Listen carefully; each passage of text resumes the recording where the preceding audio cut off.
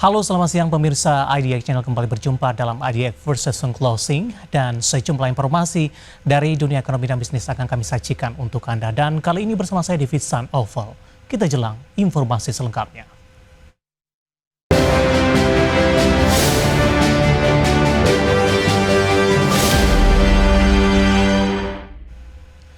Kita langsung saja ke informasi yang pertama pemirsa, di mana pemerintah tengah merancang stimulus fiskal tahap ketiga untuk menopang daya beli dan aktivitas ekonomi menjelang Natal dan Tahun Baru 2025.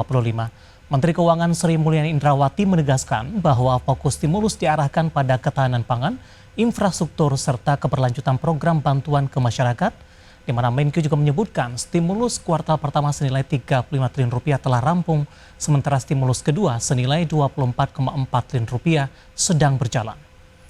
Pemerintah saat ini tengah mengevaluasi efektivitas masing-masing paket untuk merancang insentif lanjutan secara terarah dan juga tepat sasaran.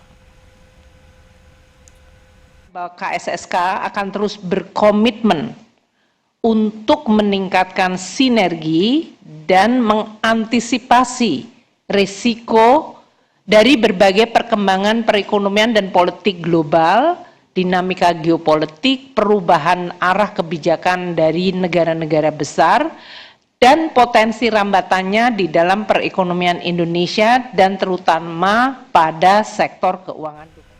Selanjutnya pemirsa, Gubernur Bank Indonesia Peri Warjio mendorong perbankan mulai menurunkan suku bunga kreditnya seiring dengan langkah Bank Sentral yang juga telah menurunkan suku bunga acuan sebesar 25 basis point menjadi 5,25%. Bank Indonesia juga berharap agar perbankan juga dapat mengenjot penyaluran kredit karena Bank Indonesia telah mengendorkan likuiditas bank. Sementara itu, Peri memproyeksikan sampai akhir tahun ini penyaluran kredit oleh perbankan masih akan tumbuh di kisaran 8 hingga 11%. Peri menjelaskan untuk mendorong pertumbuhan kredit bank, sejak tahun lalu Bank Indonesia telah menurunkan suku bunga acuan sebanyak 4 kali dengan terakhir dilakukan pada Juli 2025. Kedepan, Bank Sentral juga masih membuka peluang penurunan suku bunga acuan untuk mendorong pertumbuhan ekonomi. Namun penurunan suku bunga di masa mendatang akan dilakukan dengan tetap memperhatikan stabilitas nilai tukar rupiah dan pencapaian sasaran inflasi. Dengan mendorong kredit pembiayaan dari perbankan, dengan pemberian insentif likuiditas makroprudensial, kemudian peningkatan likuiditas, maupun juga mendorong perbankan bank untuk lebih cepat menurunkan suku bunga. Jadi kebijakan makroprudensial lebih diarahkan bagaimana perbankan lebih banyak mendorong kredit dan menurunkan suku bunga. Beralih ke informasi lain pemirsa, di mana Kejagung memastikan hanya akan mendalami kasus dugaan korupsi dalam penyaluran beras oleh 6 produsen beras, bukan kasus dugaan beras oplosan. Di mana Kejagung menyebutkan dalam menyalurkan beras subsidi terdapat dana yang dikeluarkan oleh negara.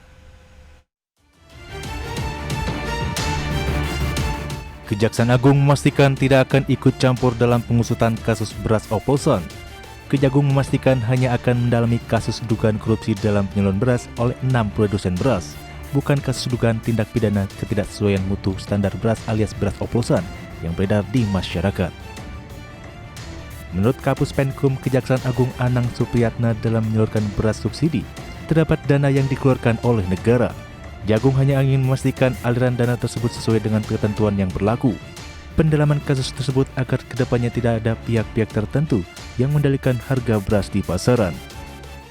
Kan kalau untuk beras oplosan yang nanganin rekan-rekan dari Satgas Pangan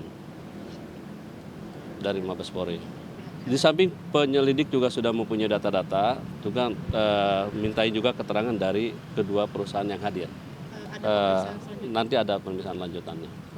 Ya nanti kan kita kaji seperti apa dari data-data yang ada. Kan ini kan ada uang negara yang keluar. Untuk subsidi itu kan nanti ada komponen-komponennya. Kita harus memastikan sudah sesuai nggak kan seperti itu. Kejaksaan Agung telah manggil dan meminta keterangan 2 dari 6 perusahaan yang dijadwalkan dalam kasus dugaan korupsi ada penyaluran subsidi beras. 2 perusahaan tersebut yakni PT Unifood Candi Indonesia dan PT Subur Jaya Indotama. Sementara itu, 3 perusahaan lainnya meminta penjadwalan ulang dan 1 perusahaan mangkir dalam pemeriksaan di tahap penyidikan. Dari Jakarta, Tim Liputan IDX.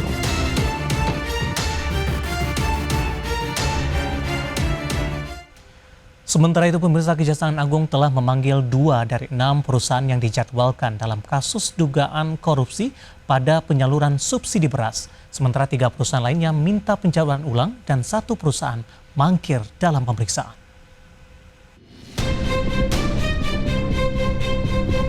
Kejaksaan Agung telah memanggil dan meminta keterangan 2 dari 6 perusahaan yang dijadwalkan dalam kasus dugaan korupsi pada penyaluran subsidi beras. 2 perusahaan tersebut yakni PT Unifood Candi Indonesia dan PT Subur Jaya Indotama. 3 perusahaan lainnya yakni PT Wilmar Padi Indonesia, PT Food Station, dan PT Sentosa Utama Lestari meminta penjadwalan ulang pemeriksaan. Sementara itu, PT Pelitang Panen Raya tidak terkonfirmasi atau mangkir dalam pemeriksaan di tahap penyidikan. PT Subur Jaya Indotama tercatat mengeluarkan produk beras dengan 3 merek, antara lain Subur Jaya, Dua Koki, dan Srikandi. Sementara PT Wilmar Padi Indonesia mengeluarkan merek produk beras Sania, Sofia, Fortune, dan SIIP. PT Food Station tercatat mengeluarkan beras dengan merek Sentra Ramos, beras premium Sentra Pulen, dan Organo. PT Pelitang Panen Raya mengeluarkan merek beras Raja. Sementara itu PT Unifood Candi Indonesia mengeluarkan merek beras Laris dan Lazat. Dan PT Sentosa Utama Lestari atau Java Group mengeluarkan merek beras Ayana. Sebelumnya, Satgas Pangan menyebut kerugian yang disebabkan praktik beras yang tidak sesuai mutu standar pada klaim kemasan atau oplosan ini mencapai Rp99,35 triliun per tahun. Dengan perincian beras premium sebesar Rp34,21 triliun dan beras medium sebesar Rp65,14 triliun. Dari Jakarta, Tim Liputan IDX. Pemirsa, Badan Pangan Nasional meminta pelaku usaha retail modern untuk tetap menjual beras di pasaran untuk menghindari kelangkaan beras di tingkat konsumen. Hal ini menyusul penarikan sejumlah merek beras premium pasca mencuatnya kasus beras oplosan. Meski demikian, terhadap beras yang diindikasikan tidak memenuhi ketentuan standar mutu beras premium, Bappenas meminta pelaku retail modern untuk menurunkan harga jual yang disesuaikan dengan standar mutu beras yang ada dalam kemasan tersebut. Retail modern tetap menjalankan transaksi penjualan beras seperti biasa, sehingga ketersediaan pasokan dan stok beras di tingkat konsumen tetap terjaga dan tidak mengalami gangguan. Yang kedua, stok yang ada di saat ini di gudang maupun di display tetap harus dijual.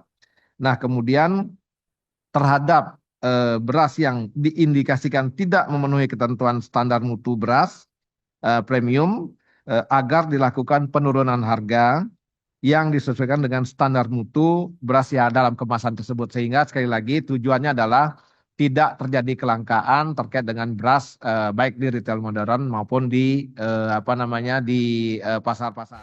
Dan pemirsa, rangkuman informasi yang akan kami hadirkan sesaat lagi, kami akan segera kembali.